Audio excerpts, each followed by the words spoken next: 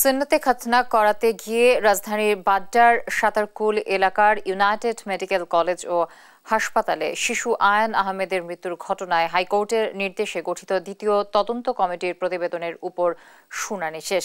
পরবর্তী শুনানির জন্য আগামী ৫ মার্চ দিন ধার্য করেছেন আদালত। বুধবার বিচারপতি ফারাহ মাহবুব ও বিচারপতি দেবাশিস রায়চৌধুরী হাইকোর্ট বেঞ্চ এ আদেশ দেন।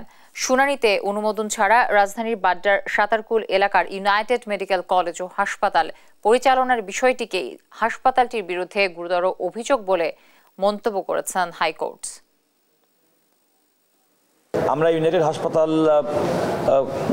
পক্ষ থেকে মেডিকেল কলেজ হসপিটালের পক্ষ থেকে উপস্থিত ছিলাম এবং আদালতের যে প্রত্যাশা যে এই মামলাটির মাধ্যমে এদেশের মানুষ যে সুচিকিৎসা পাবে এবং সেই চিকিৎসা নিশ্চিত করার জন্য বিদ্যমান আইন এবং বিধির মধ্যে কোনো অসামঞ্জস্যতা আছে কিনা, কোনো ফ্লজ আছে কিনা, কিংবা আরও কীভাবে করা সম্ভব, এই সমস্ত বিষয়গুলো পর্যালোচনা করে আদালত একটি সুচিন্তিত রায় দিবেন বলে আমরা প্রত্যাশা করেছি। যে দুজন ডাক্তার এই বাচ্চাটার চিকিৎসার সাথে রেলিভেন্ট ছিলেন, ডাক্তার তাসনুবা এবং ডাক্তার সাব্বির আহমেদ, তাদের বিরুদ্ধে মেডিকেল অ্যান্ড ডেন্টাল কাউন্সিল যাতে যথাযথ আইনগত ব্যবস্থা নেয় সেই বিষয়ে সুপারিশ করেছে।